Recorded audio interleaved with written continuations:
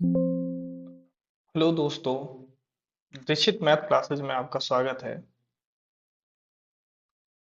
पिछली क्लास में हमने थ्योरी पार्ट पढ़ा था volume and surface area of solids का, है ना।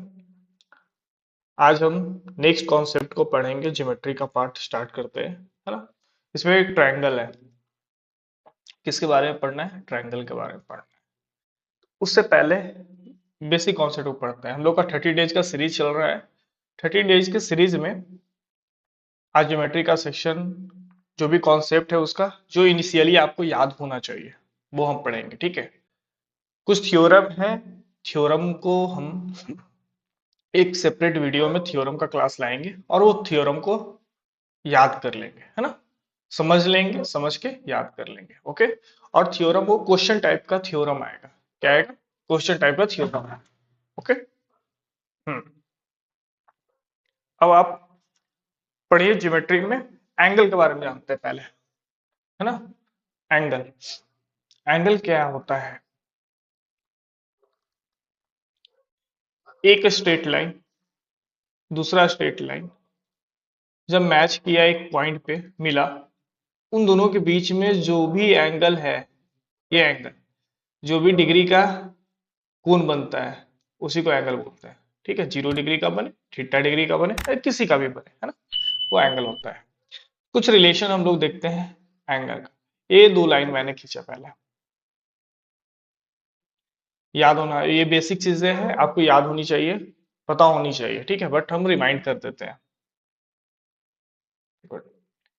ये 1, ये 2, ये 3 एंगल है, ये 4, ये 5, ये 6, ये 7 और ये 8, ओके। यहां तक आपने देखा। अब यहां से क्या समझना, जो समझते हैं। पहला, कौन कौन सा एंगल होता है पहले हम लोग देखेंगे। ये तो एडजेसेंट एंगल है, एडजेसेंट एंगल। एडजेसेंट एंगल में बोला जाता है कि angle 1 plus angle 2 equal to 180 degree होगा। वो स्ट्रेट लाइन है, बगल वाला एंगल है। या angle 1 plus angle 3 equal to 180 degree. ऐसे ही इसमें भी होगा, इन दोनों के सब में, यानी angle 2 plus angle 4 equal to 180 degree, और angle 3 plus angle 4 equal to 180 degree. इसको स्ट्रेट लाइन का भी बोल सकते हैं कि straight line sum of angle mounted in straight line, उसको क्या बोलते हैं हम लोग? 180 डिग्री। उतना है 180 डिग्री का आता है ना, उसकी वैल्यू, ओके। चलिए, ये समझिए, एडजेसेंट एंगल समझ में आ गया। यहाँ भी एडजेसेंट एंगल आपका हो सकता है angle 5 plus angle 6, angle 8 plus angle 7, okay. कोई दिक्कत है यहाँ तक? नहीं ना, गुड। अब हम लोग समझेंगे क्रॉसपॉन्डिंग एंगल क्या होता है। कॉरेस्पॉन्डिंग, ये बेसिक था जो 9th में आप लोगों ने पढ़ा होगा, ठीक है, याद भी होनी चाहिए। क्रॉसपॉन्डिंग एंगल होता है वैसा एंगल जो उसी के जैसा दिखे, same, same at is, same at is, जो सेम दिखे। क्या दिखे? सेम, उसी के जैसा। ये बताओ, ये स्ट्रेट लाइन है, ये 2 3 तीसरा स्ट्रेट लाइन है ना। ये स्ट्रेट लाइन है आपका, ये भी एक स्ट्रेट लाइन है, गुड। और यहां पर से एक ये लाइन, ये स्ट्रेट लाइन है। तो क्या मुझे यहाँ दिख रहा है एंगल 2 के जैसा एंगल 6 दिख रहा है? एक ये स्ट्रेट लाइन पर क्या हुआ है, तो यानी एंगल 2 और 6 क्या होगा? एंगल 2 और 6 क्या होगा? क्रॉसपॉन्डिंग एंगल होगा, और क्रॉसपॉन्डिंग एंगल हमेशा इक्वल होता है, ठीक है। क्रॉसपॉन्डिंग एंगल हमेशा एक दूसरे से इक्वल होता है, गुड। चलो, ये देखें। फिर देखो कि एंगल 1 के जैसा कौन दिख रहा है, ये याद रखना, जो भी हम बेसिक बता रहे हैं। एंगल 1 के जैसा एंगल 5 दिख रहा है, तो एंगल 1 के जैसा एंगल 5 दिख रहा है। कोई दिक्कत है यहाँ तक? नहीं ना। फिर एंगल 3 के जैसा क्या दिख रहा है, बताओ? एंगल 3 के जैसा एंगल 8 दिख रहा है। इसी लाइन पर एक स्ट्रेट लाइन गिरा हुआ, और ये दोनों स्ट्रेट लाइन एक दूसरे से पैरेलल है। तो पैरेलल है, तो ये एंगल और ये एंगल आपस में इक्वल होगा। किस बेसिस पे इक्वल होगा? दोनों क्रॉसपॉन्डिंग एंगल है ना। फिर एक एंगल 4 है, एंगल 4 हम लेंगे, equal to angle 4 equal to क्या होगा तुम्हारा? एंगल 7, है ना, 4 = एंगल 7। ठीक है, कॉरस्पॉन्डिंग एंगल से समझ में आ गया यहाँ तक? हाँ या ना, ये बेसिक चीजें हैं, ये याद होनी चाहिए आपको। Okay, good. क्लास 9 में ही पढ़े होगे आप लोग। हाँ, 9 में ही है ये। चलो, अब यहां से देखते हैं हम लोग कि कॉरस्पॉन्डिंग एंगल पढ़ लिए, ठीक। ओके, अब ये एक चीज मुझे बताओ कि एक एक्सटीरियर एंगल होता है, एक्सटीरियर एंगल, समझना। देखो, ये जो मैं बता रहा हूँ ये फिगर ट्रायंगल का भी फिगर बन सकता है, इसी तरह का फिगर बनेगा।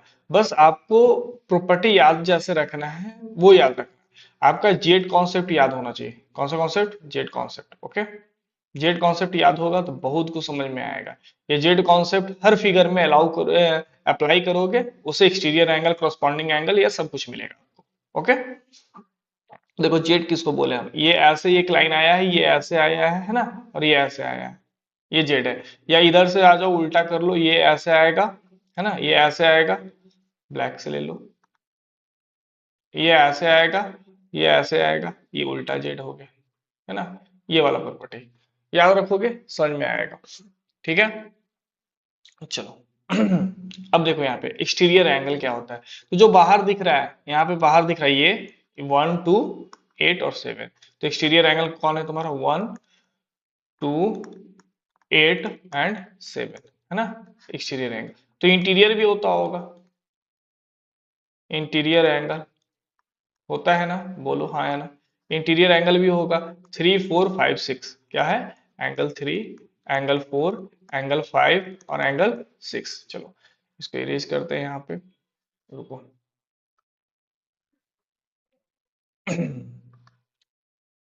किधर गया हूँ?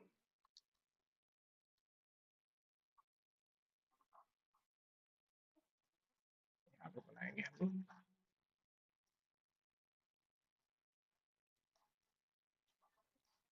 अब यहाँ पे इंटीरियर एंगल हमने देखा, एक्सटीरियर एंगल देखा, दोनों एंगल देख लिया, इंटीरियर एक्सटीरियर दोनों देख लिया, है ना। अब देखो यहाँ पे, अब हम मुझे क्या पढ़ना है जो, अब क्वेश्चन आता है कि क्या बोलते हैं, इंटीरियर अल्टरनेट एंगल, समझना क्या है जो इंटीरियर अल्टरनेट, या अल्टरनेटिव बोलते हैं या अल्टरनेट बोलते हैं, ठीक है, एंगल ये। अब इंटीरियर अल्टरनेट एंगल क्या होता है भाई? इंटीरियर होना चाहिए, तो इंटीरियर तो ठीक है, ये है, एक ये है, एक ये है और एक ये है। इंटीरियर अल्टरनेट एंगल कहने का मतलब है कि एंगल अगर 4 को हम उठाते हैं तो इसके साथ कौन आएगा? तो देखो, ये इस साइड को हमने लिया है ना, इसको लिया है, इसको लिया है, इसको। ओके, इस एंगल को जब हमने उठाया है तो इस लाइन से ये इस साइड है, इस लाइन से ये इस साइड है, तो इस लाइन से अल्टरनेट करेंगे तो इस साइड वाला, और इस साइड वाला एंगल कौन होगा? ये एंगल 5 से, एंगल 5 के इक्वल होगा। जब हमने इधर से लेंगे, एंगल 3 को उठाएंगे, एंगल 3 को उठाएंगे, तो एंगल 3 किससे अपोजिट होगा? ये लाइन के इस साइड है ना, तो लाइन के इस साइड वाला लेंगे, इस साइड वाला कौन है? एंगल 6। कोई दिक्कत है? Interior alternate angle. वैसे ही अल्टरनेट का मतलब ही होता है कि एक छोड़ के, तो एक छोड़ के, तो भाई ये इधर हम जब लिए हैं तो इसके अपोजिट डायरेक्शन में ये लेंगे, है ना, interior alternate angle. Exterior alternate angle याद रखना, एक्सटीरियर अल्टरनेट एंगल या अल्टरनेटिव एंगल, जो भी बोल सकते हो, ठीक है। तो जब हम एक्सटीरियर, तो एक्सटीरियर वाले में आएंगे, बाहर में ये है, एंगल 1 उठाते हैं, अगर एंगल 1 उठाएंगे, तो एंगल 1 उठाएंगे तो इसके अपोजिट कौन दिखेगा? ये लाइन की इस साइड वाला है, ठीक है, तो लाइन के इस साइड वाला लेंगे, एंगल 7। कोई दिक्कत है? बोलो हाँ या ना। कोई दिक्कत है यहाँ तक? नहीं ना, गुड। अब यहाँ पे एंगल 2 अगर उठाते हैं, लाइन की साइड है, इस लाइन को देखना, इसी लाइन को देखना। अल्टरनेटिव का मतलब होता है कि एक एंगल अगर इधर से उठाएंगे तो दूसरा एंगल हमको इधर से उठाना है, इधर से, इधर से, ओके, इधर से उठाना है दूसरे एंगल को। तो जब हम इधर से उठाएंगे तो एंगल 1 का 7 हो गया, तो एंगल 2 का क्या होगा बताओ? एंगल 2 का क्या होगा? ये 2 इधर है तो 8 होगा। कोई दिक्कत है हाँ या ना? तो जब दो पैरेलल लाइन को एक लाइन, स्ट्रेट लाइन जब कट करेगी, तो वहां पे ये सब एंगल बनेगा, ठीक है, ये सब एंगल बनेगा। गुड। अब एक होता है sum of allied angle, sum of allied angle, allied angle, ठीक है। सम ऑफ एलाइड एंगल, अब ये एंगल क्या होता है, सम ऑफ एलाइड एंगल, ठीक है। तो एलाइड एंगल ये होता है, बोलो, ये दो इंटीरियर एक साथ, एक ही साइड वाले में, एक स्ट्रेट लाइन की इधर वाले में, इन दोनों को यानी 4 और 6 को हम ऐड करेंगे तो 180 डिग्री के बराबर होगा, है ना। और एंगल 3 और 5 को ऐड करेंगे तो 180 डिग्री का बराबर। ओके, कोई दिक्कत है, बोलो हाँ या ना।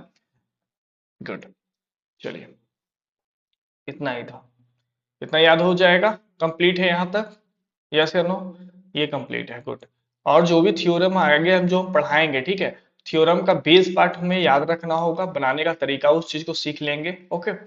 लेकिन जो थ्योरम को प्रूफ जो एग्जाम में पूछता है उसके लिए एक सेपरेट वीडियो मैं लाऊंगा, ठीक है, उसे कंप्लीट करूंगा मैं, ठीक। आज ज्योमेट्री का पार्ट है तो ट्रायंगल को पहले समझ लेते हैं, जो इंपॉर्टेंट इंपॉर्टेंट कॉन्सेप्ट है। तो ट्रायंगल ज्योमेट्री में मुझे दो पार्ट पढ़ना है, एक है भाई ट्रायंगल और एक है क्या, सर्कल। तो ये दो चीजें पढ़ना है हमें, है ना। तो पहले ट्रायंगल पढ़ लेते हैं, फिर सर्कल पढ़ेंगे, ओके। ट्रायंगल, तो ट्रायंगल तो तुम्हें पता है, 3 साइड से कवर्ड एरिया से क्या बनता है, ट्रायंगल बनता है ना, ए बी सी। ट्रायंगल को एंगल, एंगल के अनुसार, एंगल के अकॉर्डिंग और साइड के अनुसार, ये एंगल के अनुसार ये 3 पार्ट में, 3 पार्ट में, और साइड के अनुसार ये भी 3 पार्ट में। तो मतलब पार्ट बोलो या टाइप बोलो, इसको 3 टाइप का होता है, ये भी 3 टाइप का होता है, ठीक है। इसमें कौन कौन होता है, acute angle triangle, obtuse angle triangle, और राइट एंगल ट्रायंगल होता है, बोलो हाँ या ना। एक्यूट कहने का मतलब है कि जो भी एंगल होगा, यानी तीनों angle theta less than 90 degree होगा, ठीक है। ऑब्ट्यूज एंगल कहेगा तो थीटा ग्रेटर देन 180 डिग्री एक होना चाहिए, कोई भी एक, कोई भी एक सिंगल, ठीक है। और जब राइट एंगल बोलेगा, कोई भी एक एंगल 90 डिग्री के बराबर होना चाहिए। कोई दिक्कत है यहाँ तक, नहीं ना, ठीक है, समझ गए। साइड में आ जाओ, ये 3 टाइप का क्या कौन कौन होता है, इक्विलैटरल, फिर आइसोसेलेस और स्केलन ट्रायंगल, ठीक है। इक्विलैटरल यानी थ्री थ्री साइड्स इक्वल्स, या 2 साइड्स इक्वल्स, साइड के अनुसार है तो 2 साइड्स इक्वल, 3 साइड्स इक्वल, कोई भी side, no any sides are equal, कोई भी साइड्स इक्वल नहीं होता है ना। ये समझ में आ गया, बेसिक हमने बता दिया यहाँ पे, ठीक है। चलिए, कॉन्ग्रुएंट फिगर क्या होता है, कॉन्ग्रुएंट फिगर क्या होता है, इस क्लास को ही हम आईफोन क्लास बोले हैं, पता है, इस क्लास को ही आईफोन क्लास बोले हैं। अगर तुम आज मार्केट में जाते हो, आईफोन 17 आता है ना, आईफोन 17 अभी लॉन्च हुआ है, ठीक है, आईफोन 17 एयर है, ठीक है। तो आईफोन 17 का दूसरा भी फोन लोगे तुम, यानी मान लो कि एक पर्पल कलर का है, एक ब्लैक कलर का है, 17 का ही ब्लैक है, एक व्हाइट है, तो उस कहने का मतलब है कि उसका सेफ साइज क्या है, व्हाइट है। उसका सेफ साइज क्या है, सब इक्वल है, उसका सेफ साइज क्या है, इक्वल है। तो वैसा फिगर जिसका, हम लोग ट्रायंगल के बारे में पढ़ रहे हैं, तो वैसा फिगर जो शेप साइज एंगल हर तरह से इक्वल हो, उसी को बोलेंगे कॉन्ग्रुएंट। कॉन्ग्रुएंट का हिंदी में बोलते हैं सर्वांगसम, सर्वांगसम, ठीक है, सर्वांगसम, यानी ये दोनों बराबर हो, यानी इसकी साइड से इक्वल हो, इसकी साइड से इक्वल हो, इसकी साइड से इक्वल हो, ये एंगल से इक्वल हो, ये एंगल इस एंगल से इक्वल हो, ये एंगल इस एंगल से इक्वल हो। जब ऐसा सिचुएशन आएगा तो उसी को बोलते हैं congruent figure. Two geometric figures which have the same shape and size are not congruent figure। तो हमें वैसा फिगर देखना है जिसकी शेप साइज सब बराबर, जैसे A B C D E F. अब हम ए बी बराबर ए डी बोले, सॉरी डी ई बोल दे, ओके, बी सी बराबर ई एफ बोले, और बी सी बराबर ई एफ बोले, और ए सी इक्वल टू क्या बोल दे, डी एफ बोल दे, है ना। ऐसा सिचुएशन होगा तो ये क्या होगा, कॉन्ग्रुएंट होगा, और एंगल क्या होगा यहाँ पे, सब बराबर है। तो angle A equal to angle D होगा, angle B equal to angle E होगा, और angle C equal to angle F होगा, ठीक है। ये क्या है, कॉन्ग्रुएंट का है, ये क्या है, कॉन्ग्रुएंट का रूल होता है, ठीक है। कि मतलब रूल क्या होता है, आप एकदम सिंपल से भाषा में देख लो कि अगर एक स्ट्रेट लाइन अगर 5 सेंटीमीटर का है, वह तो ऐसे ही दूसरी स्ट्रेट लाइन एक 5 सेंटीमीटर की होनी चाहिए। ये 5 सेंटीमीटर तो ये 5 सेंटीमीटर, जस्ट मतलब सब सेम साइज, जीरोक्स कॉपी मिल जाएगा तो वो होगा। तो आईफोन मतलब आईफोन 17, आईफोन 17 दोनों एक ही सेम साइज का मिलेगा ऐसे, ठीक है। इसके पीछे वाले पार्ट में दो कैमरा है यहाँ पे, और यहाँ भी ऐसे करके ये सेम साइज का दो कैमरा, ठीक है। तो जो भी मिलेगा ये आईफोन का है ना। तो अब उसी तरह से देखना है कि जो एकदम सेम साइज शेप सब मिल जाए तो उस कॉन्ग्रुएंट हो गया। Okay good. अब देखो सिमिलर फिगर। सिमिलर फिगर क्या है? Geometrical figure which have the same shape but different sizes are known as similar figure. Geometrical figure होगा which have the same shape but different sizes are known as similar figure. अब देखो क्या बोलता है, यहाँ पे दो चीजें आया, सेम शेप होना चाहिए लेकिन साइज डिफरेंट होना चाहिए, नोन एज सिमिलर फिगर। अब एक बात बताओ, आईफोन 16 है ना, देखना मैं बता रहा हूँ, आईफोन 16 है, तो ये यहाँ पे दो कैमरा है। आईफोन 17 है, यहाँ पे दो कैमरा है, ठीक है। दोनों का लुक सेम दिखता है, सब कुछ सेम सेम है, बट प्रॉब्लम ये है कि इसकी साइज और इसकी साइज में थोड़ी सी अंतर है, डिफरेंस है। ये थोड़ा सा बड़ा है, एक थोड़ा सा छोटा है ना। ओके, 1-2 इंच के फासला है दोनों के साइज में, ठीक है। तो बट देखने में सेम डिटो मतलब एक जैसा ही लगता है, बट इसकी साइज में अंतर हो गया, तो साइज में अंतर होने के कारण उसको क्या बोलेंगे? Similar figure. क्या बोलेंगे? सिमिलर फिगर बोलेंगे। ओके, सिमिलर फिगर बोलेंगे। हाँ, तो आप एक चीज बताओ कि हम दो ट्रायंगल बनाते हैं, बना लिए, ठीक है, बना लिया, A B C D E F. अब देखो यहाँ पे क्या है कि आपका एंगल इक्वल दिखेगा, बताओ ये एंगल 1, ये एंगल 1 इक्वल है, ठीक है। आपको क्वेश्चन में भी मिलेगा या थ्योरम में भी मिलेगा, आप ऐसे ही सोचना है, एंगल 2 और ये एंगल 3 ये इक्वल मिल रहा है, बट ये साइज इक्वल नहीं मिल रहा है। तो D is not equal to A B, E F is not equal to B C, और A C is not equal to D F. ऐसे तो इधर ही लिखना चाहिए था ये डी एफ को, D F is not equal to A C, है ना। ऐसा सिचुएशन आएगा तो हम क्या बोलेंगे? एक सिमिलर बोलेंगे, ठीक है। तो हम क्या बोल सकते हैं, एक और चीज क्या बोलेंगे कि कॉन्ग्रुएंट जो फिगर होगा, यानी कॉन्ग्रुएंट जो ट्रायंगल होगा, कॉन्ग्रुएंट ट्रायंगल होगा, वो सिमिलर हो सकता है, वो सिमिलर हो सकता है, बट सिमिलर ट्रायंगल कॉन्ग्रुएंट होगा? नहीं हो सकता, सिमिलर ट्रायंगल कॉन्ग्रुएंट नहीं हो सकता। देखो सिमिलर है, देखने में तो एक जैसा दिख रहा है, एक जैसा दिख रहा है, लेकिन सॉरी, सिमिलर कैसे, एक जैसा दिख रहा है बट ये सिमिलर है, कॉन्ग्रुएंट नहीं है। ओके, कॉन्ग्रुएंट नहीं है। अब यहाँ देखो, two congruent figures are always similar but two similar figures need not be congruent.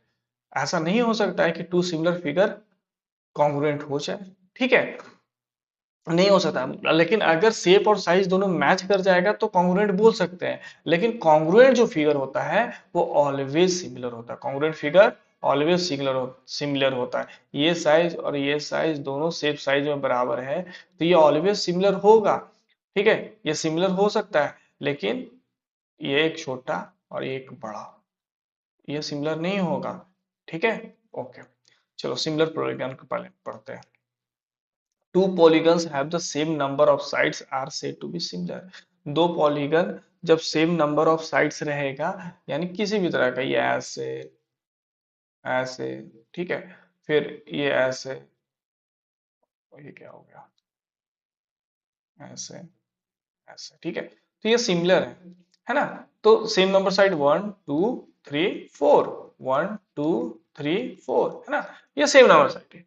तो चार साइड वाला है, कोई पॉलीगन है, तो सिमिलर होगा। कब सिमिलर होगा? दियर क्रॉसपॉन्डिंग एंगल्स आर इक्वल, उसके क्रॉसपॉन्डिंग एंगल इक्वल होना चाहिए। जैसा ये दिख रहा है वैसा एंगल यहाँ पर है, ये एंगल वैसा यहाँ पर है एंगल, है ना, ये एंगल वैसा इधर है एंगल, ओके, और ये एंगल वैसा इधर है एंगल। कोई दिक्कत है बोलो, हाँ है ना।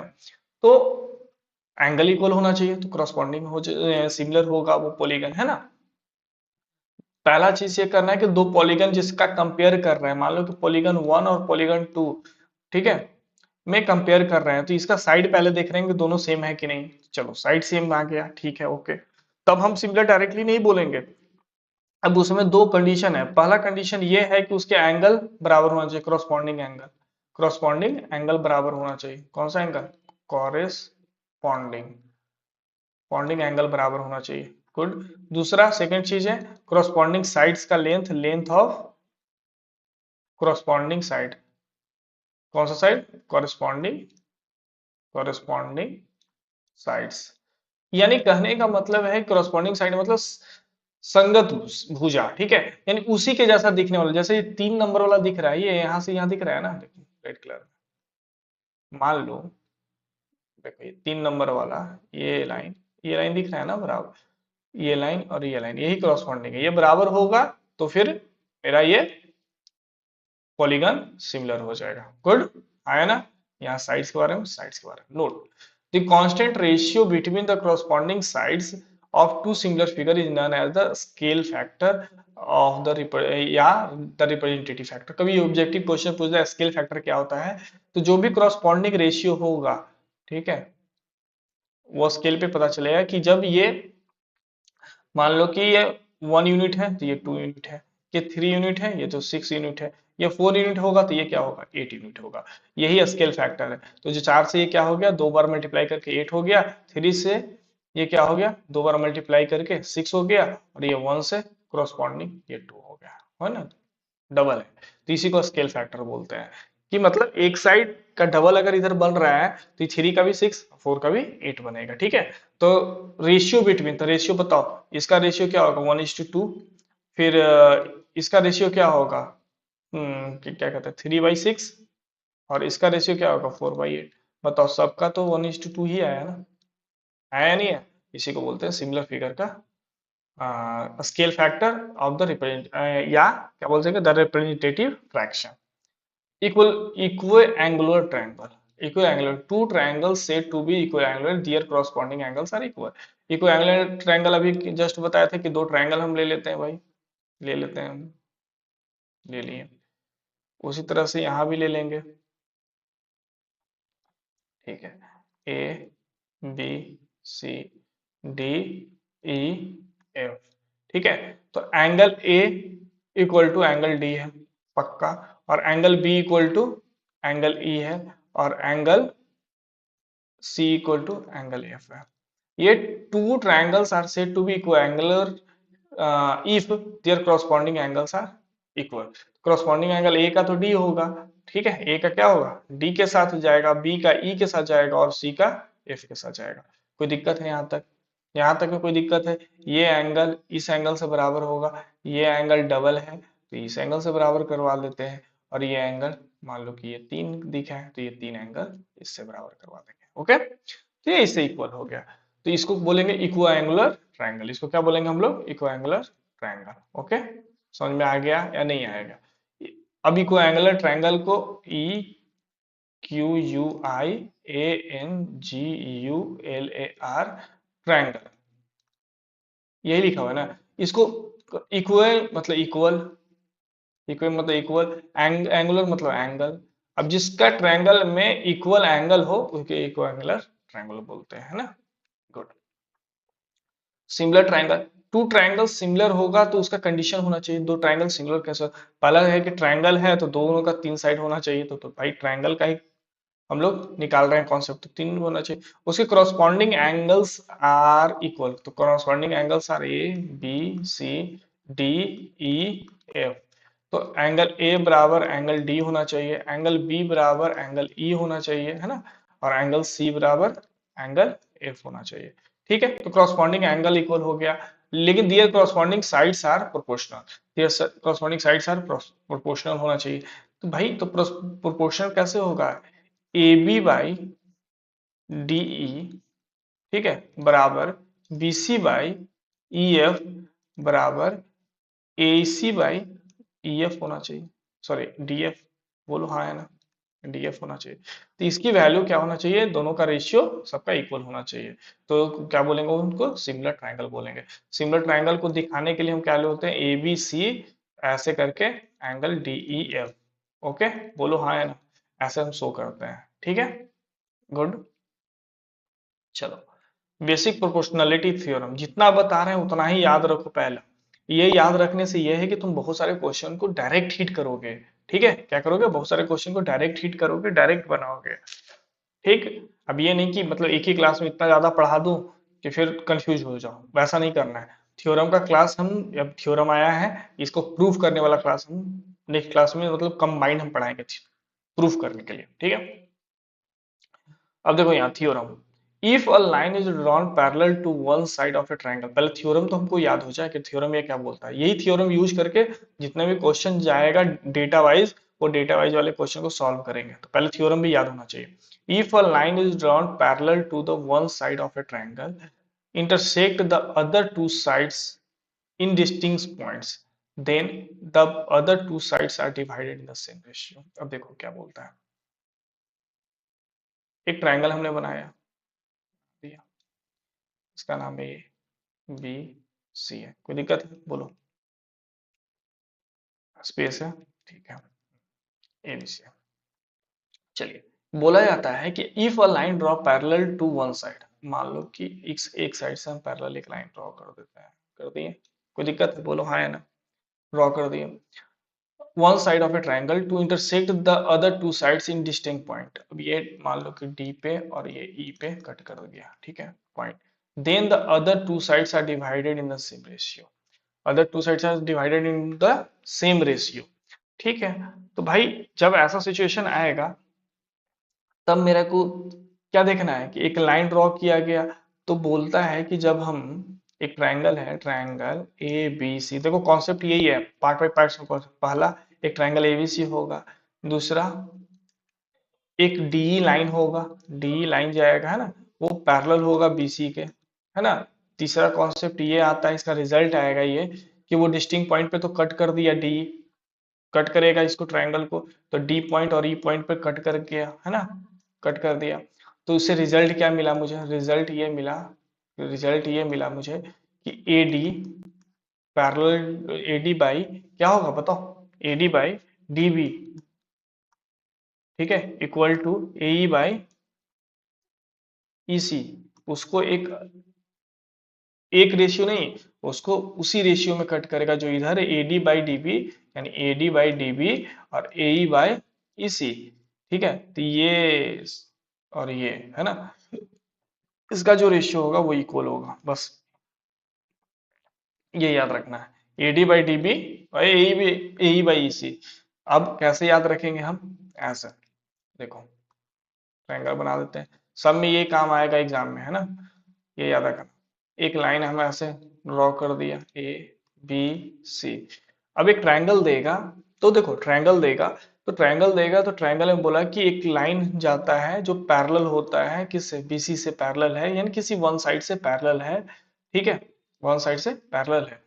तो जब मुझे कंडीशन देगा कि डी पैरेलल टू बीसी देगा, तो हम इससे ये निकालेंगे, रिजल्ट ये निकालेंगे कि A D by D B बराबर ए ई बाई ई सी।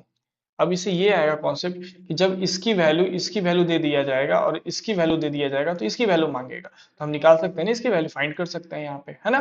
तो वैसे ही कोई तीन की वैल्यू दे देगा और एक की वैल्यू, मतलब यहाँ पे तीन लाइन है, तीन पार्ट है ना, तो ये 1 2 3 4, फोर में से कोई तीन पार्ट देगा, फोर में से तीन पार्ट देगा तो सिंगल पार्ट का आ जाएगा आंसर, है ना, किसी एक का आंसर आएगा। तो वैसे ही आपका क्वेश्चन आएगा। ओके, यहाँ तक समझ में आ गया या नहीं आ गया, आ गया। तो चलो भाई, जब मुझे पता था कि डी पैरेलल बीसी था तो रिजल्ट ये आया, और जब रिजल्ट ये होगा, ठीक है, तो क्या हम ये बोल सकते हैं ना कि ये डी पैरेलल बीसी होगा, डी पैरेलल बीसी होगा। अगर क्वेश्चन में इसी क्वेश्चन को इस पार्ट से ऐसे करके देगा, समझना, प्रूव करने के लिए जो देता है एग्जाम में, आप समझना इस चीज को, हम बेसिक पढ़ा रहे हैं तो इसका मतलब ये नहीं कि इजी ले लो इस चीज को, है ना। ये डीई, ये बोला ये कि एबीसी में दिया हुआ है जिसमें ए डी डीबी का रेशियो और EC का रेशियो बराबर है, ये दिया हुआ है, गिवन है, तो हम बोल सकते हैं ना, इस रिजल्ट यही निकलेगा ना कि DE पैरेलल टू BC। बस ये चीज याद रखना। समझ में आया ना? ये जब हम कहीं दे देगा, कहीं निकाल लेंगे, तो हम ये चीज बोल सकते हैं। ठीक है, अब देखो यहाँ पे, in a triangle ABC a line DE parallel to BC intersect AB and D and AC in E। ठीक है, तो इसके ऊपर में इसको बोलते हैं कोरोनरी, बोलते हैं उल्टा, है ना? तो हमने क्या बोला कि ABC, AB को किस पे कट कर रहा है? डी पे कट किया, और AC को किस पे कट किया? E पे कट किया। तो आपको दिया हुआ in triangle ABC line DE parallel to BC, अब दे दिया DE पैरेलल टू BC। ठीक है, तो DE पैरेलल टू BC होगा, तो तुम्हें पता है कि इसका नदी रेशियो उल्टा हो जाएगा, यानी AD by DB equal to AE by EC। या इसको ऐसे बोल सकते हैं कि जब जब DE लाइन पैरेलल BC का है, DE लाइन पैरेलल BC का है, तो डी AB को इंटरसेक्ट कर दिया है, और ये E को इंटरसेक्ट किया है, E पर इंटरसेक्ट किया है ना, E पर इंटरसेक्ट किया है, E पर इंटरसेक्ट किया है AC को E पे इंटरसेक्ट किया है, और AB को D पे इंटरसेक्ट किया है। समझ में आया? ठीक। Converse of Thales theorem, उल्टा, if a line divides any two sides of a triangle in the same ratio, good, then the line must be the parallel of the third side। यही कॉर्नरली हम दूसरा बताए थे आपको, अभी दूसरा बताया था। ठीक, अब एक चीज यहाँ पे मिस कर गया हूं मैं, कि AD बाई DB और AE बाई EC तो हमने लिख लिया, AD बाई DB और AE बाई EC तो लिखा था।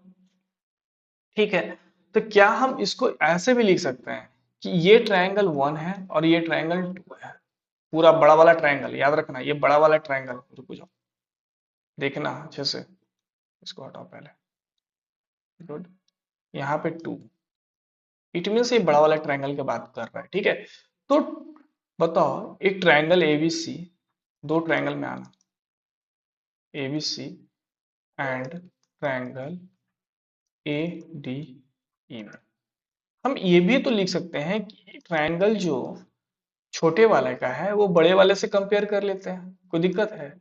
छोटे वाले का एक साइड बड़े वाले से कंपेयर कर लेते हैं, छोटे वाले का एक साइड एक बड़े वाले से कंपेयर कर लेते हैं, AE बाई AC, है ना? AE बाई AC छोटे वाले का एक बड़े वाले से साइड से कंपेयर कर लेते हैं। Okay,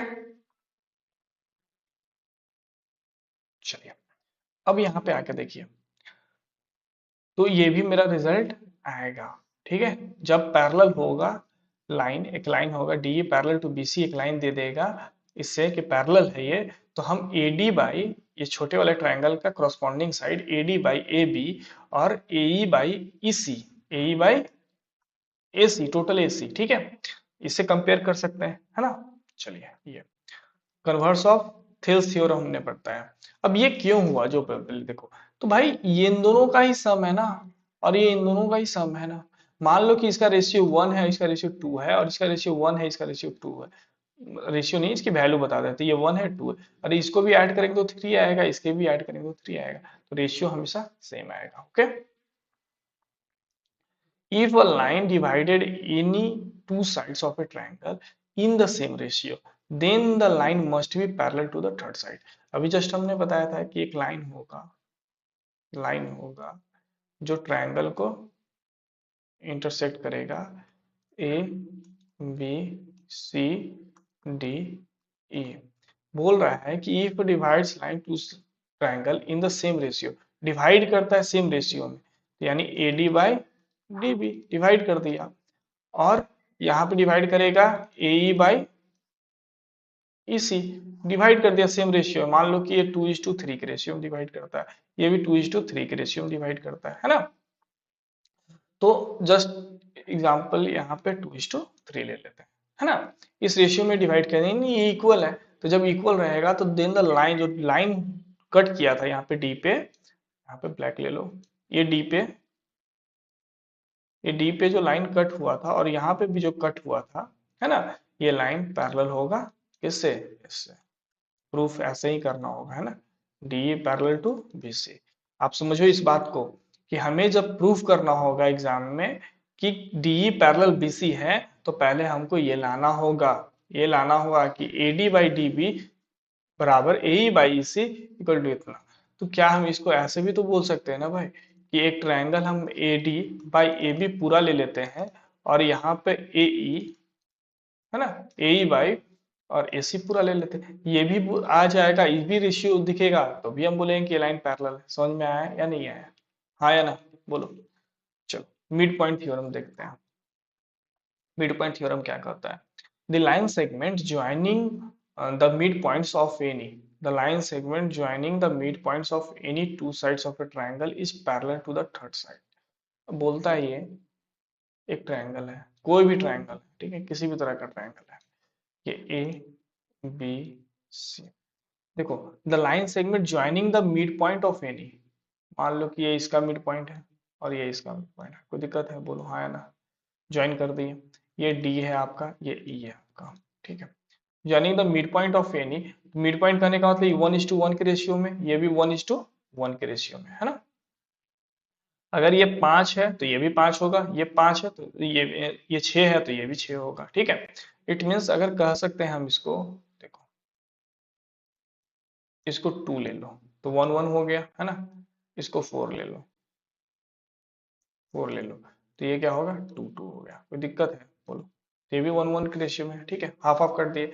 to sides of triangle is a parallel to the third side, ये लाइन पैरेलल होगा।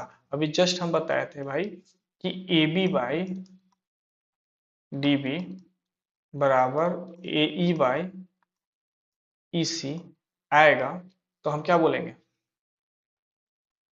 कि रिजल्ट क्या मिलेगा मुझे, कि D parallel to B C होगा, ठीक है। तो इसी को मिड पॉइंट थ्योरम कहा गया कि ट्रायंगल का हम आधा आधा काटेंगे, है ना, ट्रायंगल को आधा काटेंगे। एज एग्जांपल ट्रायंगल यहाँ देखो ऊपर में, ये टोटल 2 था तो 1 1 मिड पॉइंट पे 1 पे कटा है। ये टोटल 4 था, टोटल 4 है ना, ये टोटल 4 था तो ये 2 2 पे कटा है, आधा आधा कटा है ना। तो मिड पॉइंट तो हम तो ऑलरेडी हम जानते थे कि जब इन दोनों का रेशियो एडी बाई डीबी का रेशियो तो 1:1 है, ठीक है, जो इक्वल होगा ए बाई ईसी का रेशियो, तो ए बाई ईसी 2/2 है, तो ये भी तो 1:1 है। बोलो हाँ या ना। दोनों बराबर होगा तो 1 है, दोनों बराबर होगा तो हम बोल सकते हैं कि ये लाइन एब्सोल्युटली तीसरे से पैरेलल होगा, है ना। तो या तो मिड पॉइंट बोल दे, क्वेश्चन में बोल दे मिड पॉइंट है दोनों का, तो अच्छी बात है, कोई दिक्कत नहीं, रेशियो तो सेम ही आएगा। अगर ये 6 होता, मान लो कि ये 6 होता, तो यहाँ भी तो मिड पॉइंट क्या होता, 3 3 हो जाता। बोलो हाँ, 3 3 पार्ट में डिवाइड होता। यहाँ अगर 8 होता, ये टोटल 8 होता, ये 6 है, ठीक है, टोटल 8 होता, तो यहाँ भी मिड पॉइंट तो होता, 4 4 हो जाता। बताओ, तो ये रेशियो क्या आ जाता, 4 होता है इन दोनों का रेशियो, और इन दोनों का रेशियो क्या होता, 3/3 होता। बोलो हाँ या ना। तो ये भी तो 1:1 का आता, है ना, दोनों बराबर होता, 1 बराबर 1, 1/1 बराबर 1, ठीक है। अब हमने एक और चीज बताया था तुम्हें, क्या बताया था, जो सुनो। हमने बताया था कि ए बी सी, ये डी है आपका और ये ई है, ये बताया था। देखो यहाँ से न्यू फिगर इसको इरेज करते हैं।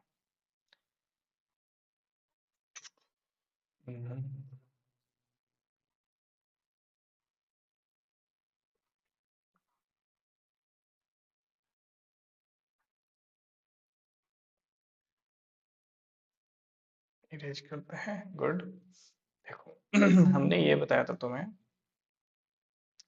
एक ट्रायंगल है ए बी सी, लाइन है, ठीक है, डी और E।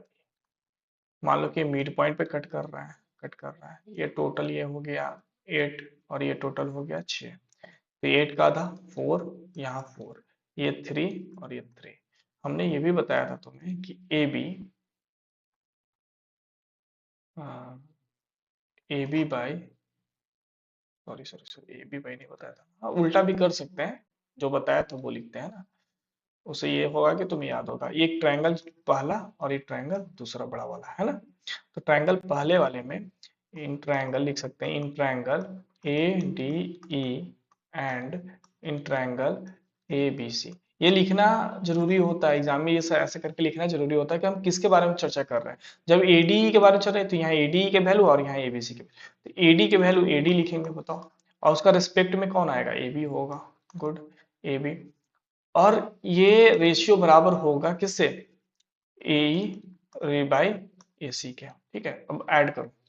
एडी, एडी कितना हो गया 4, ए बी कितना हो गया 8, ए कितना हो गया 3, और इसी कितना हो गया 6। 4 2 जा 8, 3 2 जा 6। क्या 1/2 इक्वल टू 1/2 आया, आया ना, 1/2 इक्वल टू 1/2 आया, है ना। ठीक है, अब नेक्स्ट कॉन्सेप्ट समझ में आ गया कि मिड पॉइंट में जब टच करता है, मिड पॉइंट में टच करता है और रेशियो इक्वल होता है तो लाइन पैरेलल होगा। Confirm, confirm. तो जैसे ही बोल देगा line segment joining the mid point of any two sides, जब मिड पॉइंट में वो कट करेगा तो समझ लो कि वो लाइन पैरेलल होगा। जिससे से कोई रेशियो वगैरह की जिम्मेदारी नहीं है कि रेशियो निकालें या जो भी करें, डायरेक्टली हम बोलेंगे वो लाइन पैरेलल है, यानी रेशियो भी उसका इक्वल होगा। A line drawn through the midpoint of one sides of a triangle parallel to the another sides bisect the third side। अब देखो क्वेश्चन क्या बोला है, पहले इसको इरेज कर लेते हैं।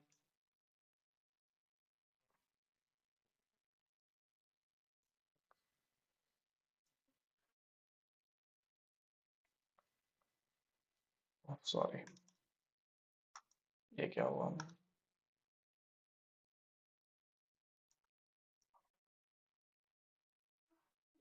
हम्म, अब देखो कि ये इसने क्या बोल दिया, ये अलग ही सवाल जवाब कर लिया है ना। अब इसको समझते हैं हम लोग। ये बोला कि line drawn through the mid point of one side. ठीक है, ट्रायंगल है ना। ए बी सी, एक लाइन ड्रॉ होता है, एक लाइन ड्रॉ होता है mid point of the one side. मान लो कि ये मिड पॉइंट है, ठीक है डी। यहाँ से एक लाइन ड्रॉ होता है, ये ऐसे जाता है ना, ऐसे जाता है, ई पे कट करता है ये। और ये बोलता है कि mid point of one side, one side का मिड पॉइंट दिया है। क्या क्या क्वेश्चन गिवन में है, एक डी मिड पॉइंट है, D is a mid point of A B, यानी एक साइड का मिड पॉइंट देगा। ठीक है, और बोलेगा parallel to the another by, parallel to the another side. अब ये भी दे देगा आपको, डीई पैरेलल टू बीसी। ऐसे ही पॉइंट बाय पॉइंट देखना है कि गिवन क्या दिया हुआ है और मुझे निकलेगा क्या वैल्यू। जब ये दो कंडीशन देगा, ये कंडीशन आ जाएगा तो रिजल्ट आपका ये आएगा कि E is the mid point of, mid point of A B A C. Good, समझ में आया, ये आया कि ई भी मिड पॉइंट होगा इसी का। क्योंकि जब ये पैरेलल है तो इसका रेशियो जो भी आएगा इसके रेशियो के बराबर होगा। तो ये भी 1:1 है तो ये भी 1:1 होगा, तो ये भी मिड पॉइंट होगा। समझ में आया या नहीं आया, यही छोटी सी कॉन्सेप्ट है। तो आप जब फॉर्मूला बताओगे कि क्यों हो गया, तो बाई मिड पॉइंट थ्योरम, यहाँ पर क्या लिखोगे, बाई मिड पॉइंट थ्योरम। ये लिखने से आपका नंबर स्टेप मार्किंग होती है तो फुल आउट ऑफ फुल में आएगा, है ना। चलिए, एंगल बाइसेक्टर थ्योरम। कौन सा थ्योरम, एंगल बाइसेक्टर थ्योरम। देखो यहाँ पे क्या करता है, एक ट्रायंगल बता देते हैं, बना लिए। ठीक है, एक ट्रायंगल बना लिए हमने। अब ये ए है, ये बी है और ये सी है। ठीक, the internal bisector of an angle of a triangle divides the opposite side internally in the ratio of the sides containing the angle. ठीक है, अब एक चीज बताओ, अच्छा एक चीज तो मैं भूल गया इसमें ना भाई, एक ऊपर वाले में ये वाला है, रुक जाओ।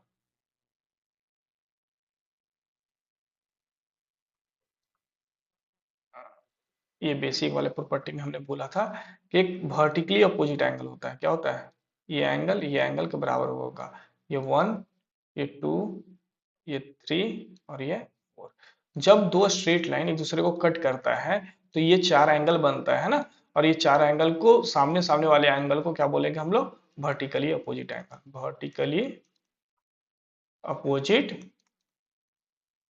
अपोजिट एंगल, है ना। ये बोल वर्टिकली अपोजिट एंगल बोलेंगे। तो वर्टिकली अपोजिट एंगल से क्या होगा, बराबर होता है एंगल 1, एंगल 2, एंगल 3 और एंगल 4 बराबर होगा एक दूसरे से। ओके, समझ में आ गया यहाँ तक। चलो, ये पॉइंट छूट गया था, ज्यादा नहीं है, अब खत्म होने वाला है ना। चलिए, अब ये बताते हैं क्या, the internal bisector of an angle of a triangle divides the opposite sides internally in the ratio of the sides containing the angle. ठीक है,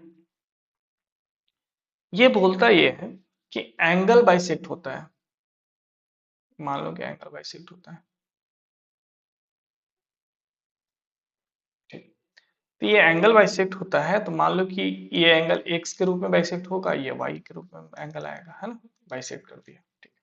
the internal bisector of an angle of a triangle divides the opposite side internally in the ratio of the sides containing the angle, ठीक। अगर ये bisect करता है किसको, internal bisector, ये angle को बाइसेक्ट करता है, इंटरनली बाइसेक्टर, ठीक है, ये एंगल को बाइसेक्ट करता है। अगर ये एंगल बाइसेक्ट होके यहाँ पे गिर गया, गुड, तो ये बाइसेक्ट मतलब ये आधा आधा किया, ये एक्स होगा तो ये भी एक्स होगा, है ना, ये आधा आधा बाइसेक्ट, एंगल को बाइसेक्ट कर दिया, ठीक है। The internal bisector of an angle, internal bisector of an angle का बाइसेक्टर है, ठीक है। तो ये रेशियो जो आएगा, ये मान लो कि ए है और ये बी है, साइड की जो मेजरमेंट है, मेजरमेंट इसको बोलेंगे ए और इसको क्या बोलेंगे, बी। ये मेजरमेंट याद रखना, ये बी और बी, है ना, ए और बी, ठीक है। तो ये ए वाले साइड की तरफ ये ए हो जाएगा और ये बी वाले साइड की तरफ ये बी हो जाएगा। ये क्या आएगा, इसके रेशियो में, इसके रेशियो में ही बाइसेक्ट करेगा इसको, इसके रेशियो में बाइसेक्ट करेगा, किसके रेशियो में, इसके रेशियो में बाइसेक्ट करेगा। द अपोजिट साइड इंटरनली, क्या बोलता है, internally the ratio of the sides containing the angle, sorry हमने क्या लिखा जो गड़बड़ है ना, यहाँ से कुछ गड़बड़ है। आप इसके साइड से नहीं, इसके ये इससे कोई मतलब नहीं है। ये जिस रेशियो में कट कर रहा है, बाइसेक्ट कर रहा है यहाँ पे, है ना, ये जिस रेशियो में बाइसेक्ट आपको कर रहा है, मान लो कि ये बाइसेक्ट कर रहा है आपका किससे, ये एक्स है और ये वाई है, तो इसी रेशियो में इसको भी बाइसेक्ट करेगा, ये एक्स और वाई के रेशियो में, एक्स बाय वाई के रेशियो में बाइसेक्ट करेगा किसको, बीसी को। मान लो कि डी पे कट किया तो बी डी बाई क्या लिखेंगे, D C equal to X by Y. जिस रेशियो में ये एंगल को बाइसेक्ट कर रहा है उसी रेशियो में इसको बाइसेक्ट होगा। इट मीन्स कि एक ट्रायंगल हम बनाते हैं, मान लो कि 60 डिग्री का एंगल है, यहाँ पे कितना डिग्री का एंगल है, 60 डिग्री का एंगल है, इसको बाइसेक्ट किया 30 डिग्री में बाइसेक्ट किया, 30 डिग्री में बाइसेक्ट किया, तो ये भी बराबर बराबर पार्ट में कटता है, ये भी बराबर बराबर पार्ट में कटेगा, है ना, इक्वल पार्ट में, तो ये 1:1 के रेशियो में। समझ में आया, ओके। चलो, criteria of A similarity of two triangles, ऐसे ही पॉइंट को बस याद रखना है कि अगर एंगल जिस रेशियो में बाइसेक्ट हो रहा है वो, तो सामने वाले साइड को उसी रेशियो में ये बाइसेक्ट करेगा। समझ में आया या नहीं आया, बस इतना ही। चलिए, criteria of similarity of a two triangle, अब टू ट्रायंगल को क्राइटेरिया है ना, तो क्या क्या है क्राइटेरिया है, तो आप लोग को तो याद करने में तो कष्ट होता है, बट कोई नहीं, हम याद करवा देंगे जबरदस्ती, टेंशन नहीं लेना है ना, नहीं याद होगा पॉसिबल नहीं है। चलो, नाम ही है क्या, ए हम ए बड़ा में लिखते हैं, ए। अब भाई ट्रायंगल इतना पढ़ा, तो ए का मतलब क्या होता है भाई, ए का मतलब होता है एंगल, क्या होता है, एंगल। तो ये भी एंगल है, तो ये भी एंगल होगा, हाँ या ना, ये भी एंगल होगा, गुड। बोलता है कि if two triangles the corresponding angles are equal, then their corresponding sides are proportional, then their corresponding sides are proportional, hence the triangles are similar। देखो, एक ट्रायंगल है, दूसरा ट्रायंगल है, अगर इन दोनों का एंगल, यानी यहाँ का एंगल इस एंगल से बराबर होगा, ये डबल एंगल इस एंगल से बराबर होगा, क्रॉसपॉन्डिंग एंगल से, और ये मुझे क्रॉसपॉन्डिंग एंगल बोल रहे हैं क्या, कि जो एंगल उसी की तरह दिखे, है ना, तो बराबर होगा, तो हम बाई ए प्रॉपर्टी से हम क्या बोलेंगे कि वो दोनों तीनों ट्रायंगल, सॉरी वो दोनों ट्रायंगल, ट्रायंगल वन और ट्रायंगल, तो triangle one similar to triangle, कोई दिक्कत है, ऐसा लिख सकते हैं क्या, प्रॉपर्टी है एंगल एंगल एंगल, तीनों एंगल को मिला देंगे तो ये होगा। अच्छा ये बताओ कि क्या इसको हम डबल एंगल नहीं लिख सकते हैं, ओनली ए प्रॉपर्टी नहीं लिख सकते हैं? बोलो हाँ है ना। बताओ, ये 60 डिग्री है, ये 70 डिग्री है, तो भाई साहब यहाँ भी हम मानते हैं ये 60 डिग्री है और ये 70 डिग्री है ना। तो ये एंगल क्या होगा, 70 50 डिग्री हो जाएगा। बताओ 180 डिग्री से घटा देंगे तो ये तो ऑलवेज इक्वल आएगा, 180 डिग्री से घटा देंगे, किसको घटाएंगे, 60 + 70 को माइनस कर देंगे तो क्या आएगा, 50 डिग्री आएगा, है ना। तो ये तो ऑलवेज आएगा, तो इसको हम ए सिमिलरिटी का भी रूल बोलते हैं, ए सिमिलरिटी का भी रूल बोलते हैं, किसका, if two angles of one triangle respectively equal to the two angles of another triangles then two triangles are similar. समझ में आया या नहीं आया? तो पहला प्रॉपर्टी है ए है ना, ये जो गाना गाते हो सारे गाँव पा वाला सुर ले ताल, तो वही है ना। ये तीनों ट्रायंगल क्या होगा, एक दूसरे से सिमिलर हो जाएगा, मतलब दोनों ट्रायंगल एक दूसरे से सिमिलर होगा किस प्रॉपर्टी से, जब ए सिमिलरिटी वाली प्रॉपर्टी आएगी तब, ठीक है। जब एंगल एंगल एंगल मिलेगा तो कोरोनरी हम सीख गए कि जब जब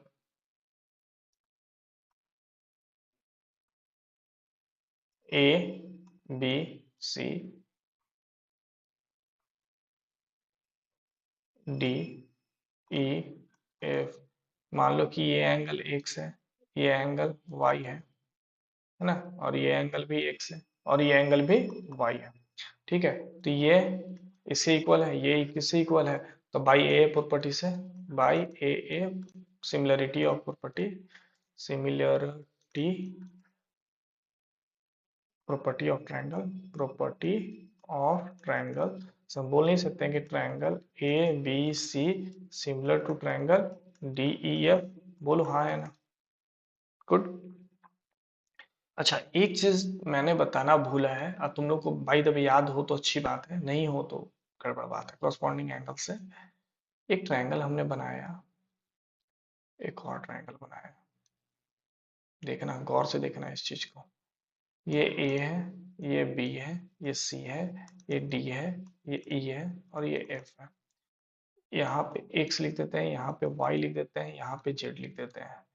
यहाँ पे आपको क्या लिखते हैं, मान लो कि ये एक्स ही कर देते हैं, यहाँ पे वाई कर देते हैं और यहाँ पे जेड कर देते हैं, ये इक्वल है ना। अब अच्छा ये बताओ कि हम क्रॉसपॉन्डिंग साइड कैसे डिसाइड करेंगे कि ए बी का क्रॉसपॉन्डिंग साइड कौन होगा। तो ए बी किसके सामने है, जेड के सामने है, तो जेड के सामने कौन सा साइड है, तो ये साइड है, अगर सिमिलर होगा तो ये डी एफ, ठीक है। तो ए बी के क्रॉसपॉन्डिंग साइड कौन होगा, डी एफ होगा, कोई दिक्कत है हाँ या ना। गुड। अब उसी तरह से अगर हम पूछते हैं कि बीसी का कॉरस्पॉन्डिंग साइड कौन होगा, तो बीसी तो ये है, बीसी एक्स के सामने है ना, एक्स के सामने है, तो बीसी के सामने एंगल एक्स है, तो एक्स के सामने कौन है, ईएफ है, तो ईएफ होगा, याद रखना ये चीज है, पढ़ा रहा हूँ जो, ठीक है। अब मैं पूछूंगा एसी का कॉरस्पॉन्डिंग साइड कौन है, एसी का कॉरस्पॉन्डिंग साइड कौन है, तो एसी तो ये है, एसी किस एंगल के सामने, वाई के सामने है, तो जब वाई के सामने है तो वाई के सामने कौन है, यहाँ पे पड़ गया डी पड़ गया, ये कॉरस्पॉन्डिंग साइड समझ में आया, एंगल डिफरेंट डिफरेंट वे में ट्रायंगल को ऐसे करके सोचेंगे, ओके। गुड।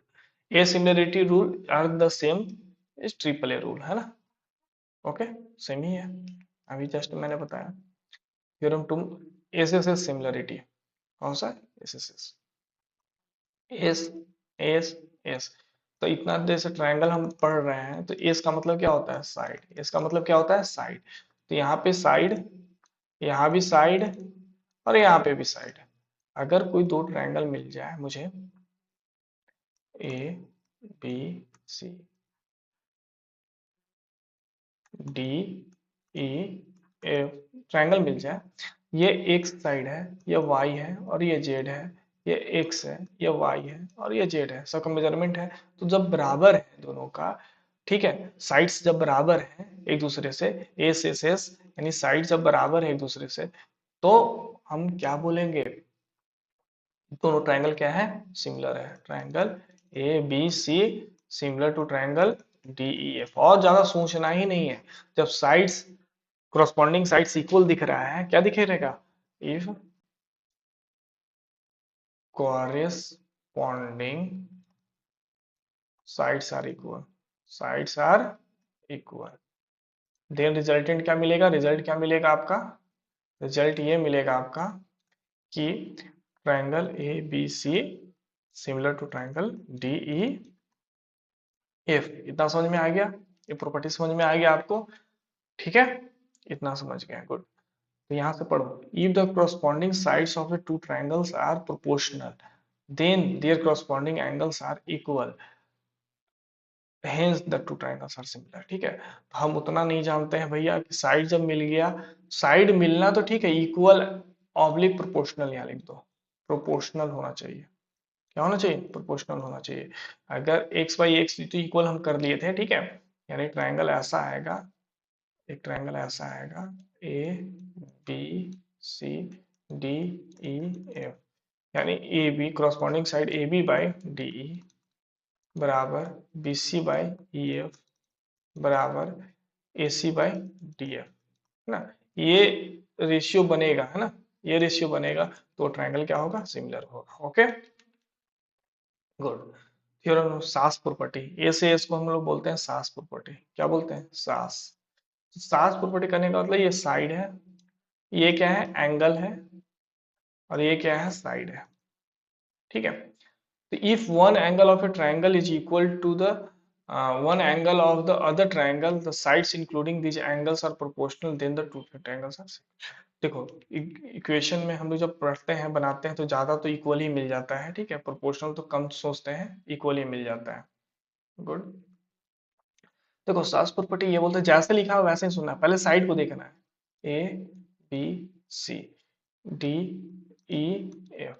अब इस साइड को हमें देखना है, देखो इस साइड को देखना है, मान लो कि ये एक्स है, इस साइड को देखना है, ये भी एक्स है, तो ये दोनों एंगल बराबर है, दोनों एंगल बराबर है, तो इस एंगल को बनाने वाला साइड कौन होगा बताओ, ए बी के बाद एक्स हो गया, बन गया एंगल, बन गया है ना, एंगल एक्स हो गया, और फिर क्या बोलते हैं, बीसी होगा, यही है ना। इन दोनों में यहाँ पे कंबाइंड क्या है, आपका डी है, फिर एंगल एक्स बना है, फिर एंगल ई एफ है, तो इन दोनों का प्रोपोर्शन, इन दोनों का प्रोपोर्शन अगर बराबर है ए बी बाई डी और B C by E F, B C by E F, यानी इन दोनों का प्रोपोर्शन और इन दोनों का प्रोपोर्शन बराबर है, या इन दोनों साइड ही बराबर है एक दूसरे से, तो ये क्या बोलेंगे, ट्रायंगल बाई सास प्रॉपर्टी से क्या बोलेंगे कि triangle A B C similar to triangle D E F. बोलो यस या नो, गुड, चलो ऐसा होगा। थ्योरम 4, ये क्या बोलता है कि if a perpendicular drawn from the vertex of the right angle, of the vertex of the right angle, है ना,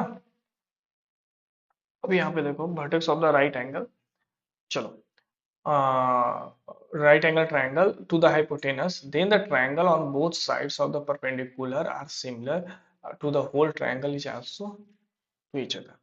तो वही क्या बोल रहा है, एक ट्रायंगल है, पढ़ेंगे जो लाइन बाय लाइन पढ़ेंगे, है ना, ए बी, क्योंकि एक बार थ्योरम पढ़ते हैं समझ में नहीं आता है, पर if a perpendicular is draw from the vertex of the right angle of sorry क्या पढ़ रहे हैं भाई, if a perpendicular draw from the vertex of the right angle, vertex of the right angle of a right triangle to the hypotenuse then the triangle on the both the sides are the perpendicular or the similar to the whole the triangle are also each other। ठीक है, देखो ये perpendicular right angle है ना, तो right angle triangle क्या होता है,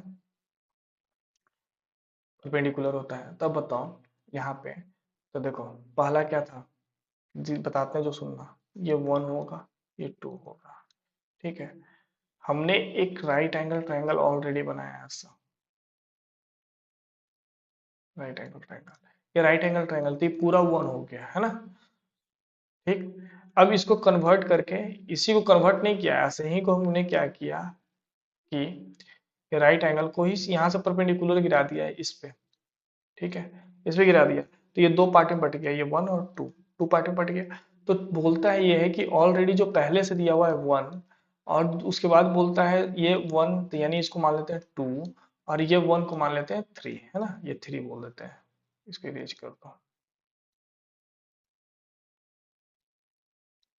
ठीक है, इसको मान लो 2 और इसको मान लो 3, है ना। तो ये 1 2 3 ये तीनों क्या दिख रहा है तुम्हें? राइट एंगल ट्रायंगल दिख रहा है, राइट एंगल ट्रायंगल दिख रहा है। यानी परपेंडिकुलर से परपेंडिकुलर ही ड्रॉ कर दिए हम इस पे तीसरे साइड पे, तो परपेंडिकुलर बना है। तो ये भी राइट एंगल ट्रायंगल, ये भी राइट एंगल ट्रायंगल, और ये तो कंपलसरी पहले से ही राइट एंगल ट्रायंगल था, है ना। तो परपेंडिकुलर जो वर्टेक्स है राइट एंगल वाला यहीं से हम ड्रॉ किए हैं, तो ये 90 डिग्री का बनाती है। तो ये 1 और ये 2 डिवाइड हो गया, सब तीनों राइट एंगल ट्रायंगल है, तो तीनों क्या होगा? सिमिलर हो जाएगा अपने एक दूसरे से, है ना। इसका नाम रख दो तो डी। तो हम लिख सकते हैं कि triangle A B C similar to triangle B D, sorry sorry sorry, हाँ B D C B D A लिख सकते हो, सिमिलर टू ट्रायंगल किससे? सी टी ए, ऐसे लिख सकते हो, ठीक है। गुड, यहाँ तक समझ में आ गया। Ratio of the area of the two similar triangle, ठीक है। अब ये चीज थोड़ा सोचना नहीं है, सबसे इजी चीजें हैं, ठीक है। हम एक लाइन में बताएंगे, वो सुनना, ठीक है। जब दो ट्रायंगल सिमिलर होगा, if two triangles are similar, एक लाइन में दो तीन थ्योरी खत्म हो जाएगा, ठीक है। सिमिलर होगा तो देखना मुझे, मैं बताऊंगा। जब तुम्हें पेरीमीटर का बात पूछेगा, पेरीमीटर की बात पूछेगा, रेशियो, ठीक है। तो मान लो कि हम ट्रायंगल, क्या आएगा इसमें, ठीक है, हम दो ट्रायंगल बना लिया, इसका नाम ए बी सी, इसका नाम डी, इसका नाम ए बी और एफ, हमने बना दिया ऐसा, ठीक है। अब मुझे एक दिया हुआ है ratio, A B ratio D, ठीक है। किसी भी साइड का रेशियो, तीन रेशियो आएगा, ए बी रेशियो डी ही आएगा, या तुम बोल सकते हो D F, sorry D F बोल रहे हैं, स्पेस को देखो।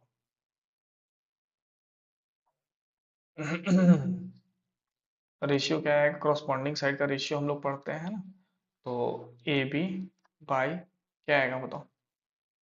B C, sorry D E, ठीक है, बराबर B C by E F बराबर A C by D F, है ना, ऐसा लिख दिया।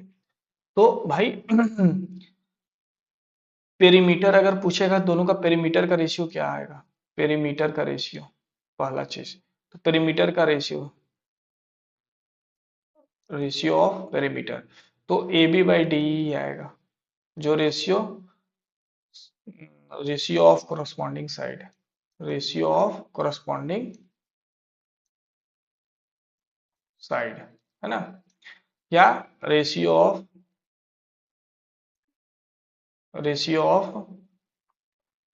इसका परपेंडिकुलर भी रहेगा इसमें, परपेंडिकुलर भी रहेगा, जो रेशियो में रहेगा परपेंडिकुलर वाला साइड, परपेंडिकुलर साइड, यानी अगर ये परपेंडिकुलर ऐसे ही रह देते हैं तो ये भी, इसी का भी रेशियो जो रहेगा, जितना रेशियो में आएगा वो होगा, ठीक है, बराबर आएगा। अगर जहां तक कि एरिया की बात पूछेंगे हम, तो एरिया क्या हो जाएगा? जो भी साइड का है, ठीक है, रेशियो ऑफ कोरस्पॉन्डिंग, जो भी साइड इसमें बनता है, मीडियन बन जाए या जो भी कुछ बने, उसका हम लोग बोल रहे हैं रेशियो कोरस्पॉन्डिंग साइड का होल स्क्वायर, याद रखना एरिया का।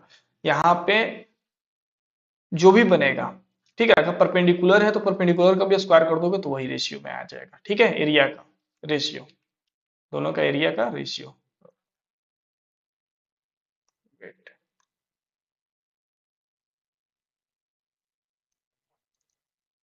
Ratio of area of similar triangle, similar triangle, ठीक है, परपेंडिकुलर ऑफ सिमिलर ट्रायंगल, ठीक है, गुड। तो उसके स्क्वायर के बराबर होगा, तो यहीं पे लिखा हुआ है देखो, the ratio of area of the two similar triangles is equal to the ratio of the square of the their corresponding side, ठीक है। तो भाई एरिया का रेशियो पूछ रहा है, तो हमें क्या मिलेगा? A B square by D E square मिलेगा, बराबर हो जाएगा B C square by E F square होगा, बराबर होगा A C square by D F का स्क्वायर होगा, इसका स्क्वायर होता है। जब पेरीमीटर की बात पूछेगा, पेरीमीटर की बात पूछेगा, तो पेरीमीटर क्या हो जाएगा, ए बी बाई डी जो दिया हुआ है बराबर बी सी बाई एफ जो दिया हुआ, यही रेशियो आएगा, इनमें से किसी का भी कोई भी साइड देगा उसका रेशियो निकाल देंगे, उसी का रेशियो होगा। ठीक है, चलो इफ द एरिया रेशियो, ये है, ये क्या है, दोनों का ratio. If the area of two similar triangles are equal then the triangles are congruent। देखो क्या बोलता है जो अ, दो सिमिलर ट्रायंगल है,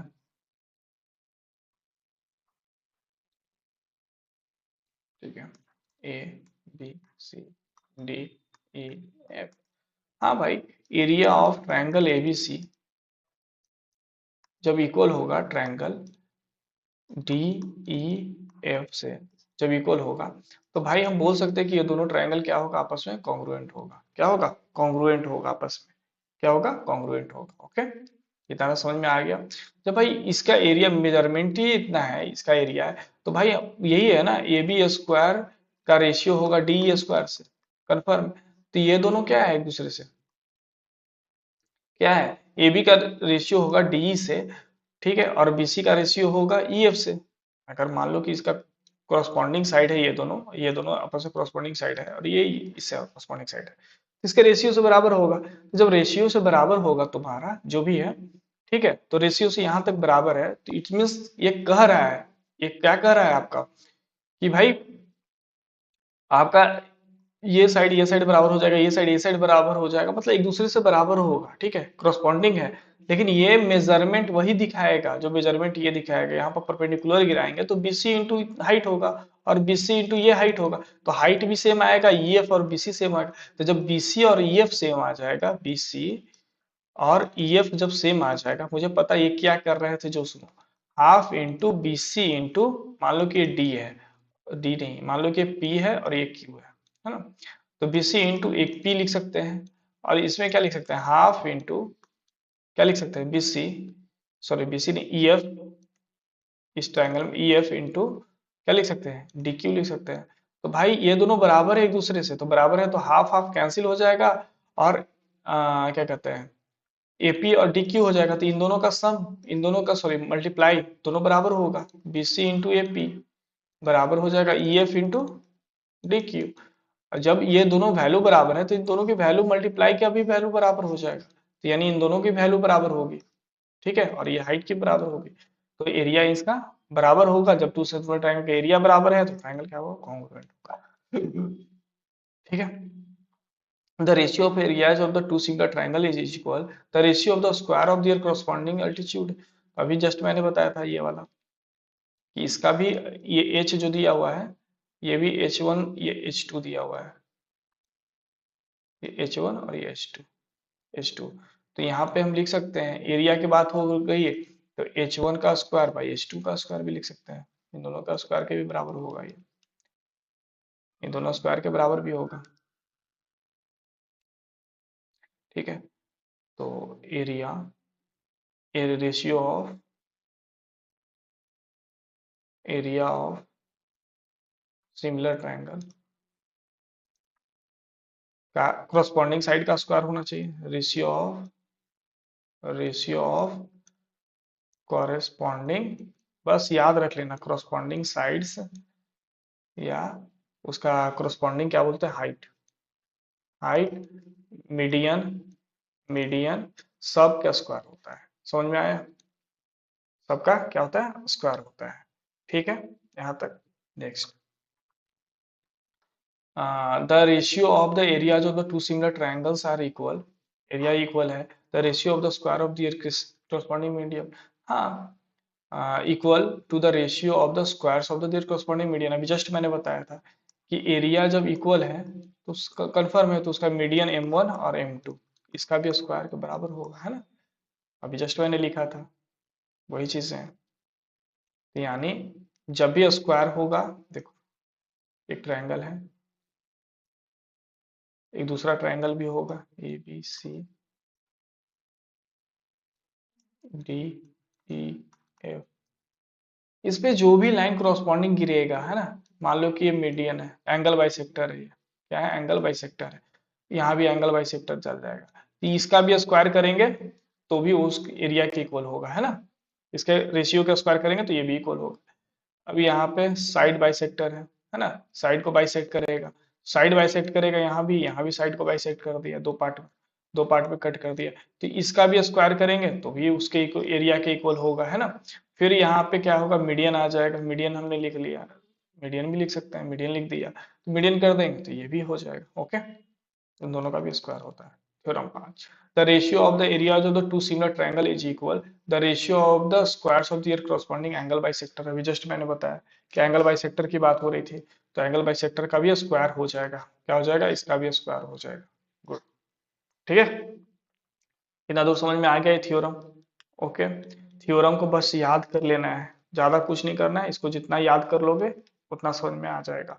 अब कुछ थ्योरम और है जो आता है, ठीक है, बट एग्जाम पर्पज से तो मे भी नहीं आता है, आईसीएसई बोर्ड में ज्यादा आता है, ठीक है, तो उसको भी हम बताएंगे एक स्पेशल क्लास में, जो पाइथागोरस थ्योरम पर है। कौन सा थ्योरम पर है, पाइथागोरस थ्योरम, जो हम बोलते हैं हमेशा याद रखने के लिए, कौन सा थ्योरम, पाइथागोरस थ्योरम, है ना, थ्योरम। तो इस पे है वो क्वेश्चन, तो इस पे है तो भाई यही है, राइट एंगल ट्रायंगल पे काम होगा, है ना। तो ये P है, ये B है और ये H है, तो एच स्क्वायर इक्वल टू क्या होता है, P square plus B square. बस इसी थ्योरम पर है ज्यादा, बहुत सारे थ्योरम है ना। चलिए, जस्ट एज एग्जांपल ऐसा ऐसा क्वेश्चन आएगा आपका, अगर आएगा तो, नहीं आता है ऐसे जनरली क्वेश्चन, ठीक है।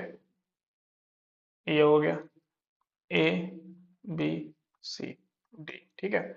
अब यहाँ पे क्या दिया हुआ है, एक परपेंडिकुलर यहाँ से गिरा हुआ है, ठीक है, गिवन ऑलरेडी, तो हम लिख सकते हैं यहाँ पे A B square plus C D square, यानी इसका ए बी इसका सी डी को उठा लो, ठीक है, इक्वल टू, अब इसका ए सी लेना पड़ेगा, ए सी स्क्वायर, और इसका बी डी लेना पड़ेगा, बी डी स्क्वायर के बराबर होता है। ऐसा ही थ्योरी प्रूव करना होता है, ठीक है। चलो, इसका सॉल्यूशन हम नेक्स्ट क्लास में करेंगे। ओके, ऐसे ही पढ़ते रहो, 30 डेज में पूरा कंप्लीट करेंगे। अभी हम लोग का सीरीज चलेगा बस थ्योरी, जो एक दो क्लास तीन क्लास और चलेगा थ्योरी का। अब ट्रायंगल हो गया है, अब सर्कल हम लोग पढ़ेंगे, है ना। सर्कल का दो तीन चार पांच थ्योरम है, उसको कंप्लीट करने के बाद फिर क्वेश्चन बेस्ड कॉन्सेप्ट पढ़ेंगे, या कॉन्सेप्ट बेस्ड क्वेश्चन बोलो, कॉन्सेप्ट बेस्ड क्वेश्चन, यानी क्वेश्चन से ही हम कॉन्सेप्ट सीखेंगे, और कॉन्सेप्ट तो सीख गए हैं, तो भाई क्वेश्चन से ही कॉन्सेप्ट को सीखना है ना।